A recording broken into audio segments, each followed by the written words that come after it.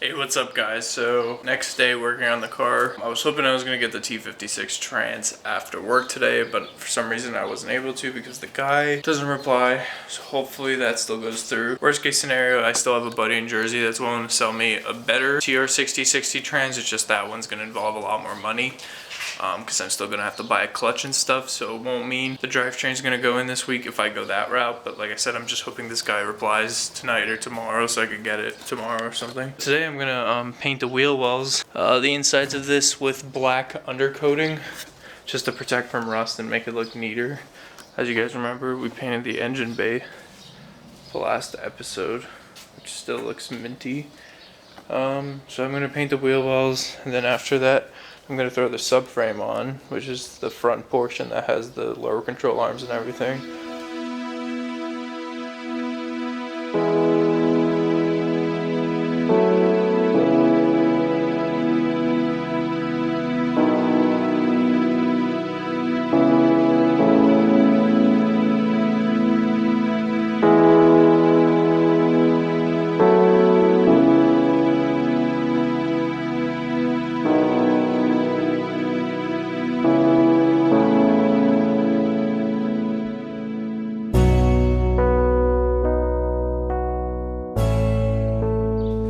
So I think that's it for today. I am got the subframe mounted. I don't know if you guys can tell, but I threw the same black paint just quickly on the steering rack and the subframe to freshen it up. Those aren't the engine mounts I'm going to be running. Those are OEM M3 engine mounts. They're just still there. The rubber coating came out pretty good, I would say. It's not exactly black. It's almost like gray, like greenish gray. It's weird, but yeah, looking good. Tomorrow, gonna throw on the Fortunato coilovers and then start running the Chase Bay brake lines and everything. And I'll pick up tomorrow, and hopefully this transmission dude freaking replies to me. Hey, what's up, guys? So it's finally the next day, and the guy with the trans did reply. We just drove and got this. Basically, did like a 3-hour round trip drive, if not more. But it's a T56, which is it's out of a 2002 Camaro SS. It has the throwout bearing in there already, so it's like a $130 part. It has, this is like the shifter top part, but it has a shifter in it already, which is pretty aggressive short shifter. And it comes with an OEM flywheel and a twin disc McLeod clutch. Both are used around 5,000 miles. This trans has 10,000 miles on the rebuild. It's a Tix Stage 2 gear and synchro kit, which upgrades the torque and horsepower rating.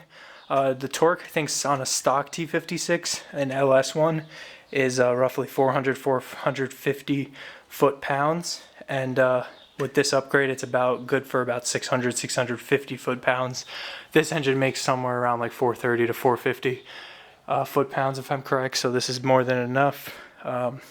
Should be good. The only downside, and the reason why I got it for so cheap, $1,700 for all of this, which is fairly cheap considering people are selling high mileage stock T56s for like $2,000 to $2,500, is the reverse is kind of shot, because the way there's no lockout on a T56. They actually sell a reverse lockout kit, but basically if you hard shift it and stuff like drag racing or whatever, it can blow the reverse synchro.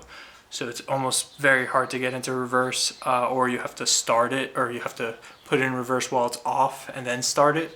That's probably the only way, but whatever, race cars don't need reverse. I'm kidding, but I'll probably fix that eventually. For now, like I said, I'm just trying to get this car together. I'll see how big of a deal not having reverses. Can't reverse into the sick meats, but well, whatever, we'll work around it. My driveway's a slant, so I can always just roll out of it. But yeah, pretty excited. You know, that's all the drivetrain stuff I need. We aren't going to be putting this on in tomorrow's video or anything, simply because I don't have any flywheel bolts. This LS didn't come with flywheel bolts, so I ordered some. $18 for 6 bolts. Stupid, but it's like this crazy thread pitch you can't get anywhere else. So whatever.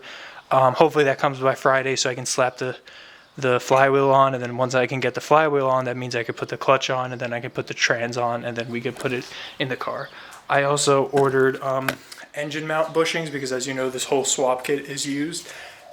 But the company does sell the bushings that they use in the swap kit for like $5 a side. So I got 2 of those. Hopefully those will come by the end of the week as well. But I'm not going to do anything more today. I'm out of breath, as you can hear, because I carried this trans in here. But basically, hope you guys are happy with the progress. But tomorrow, I'm definitely going to put the brake booster in, because I needed this.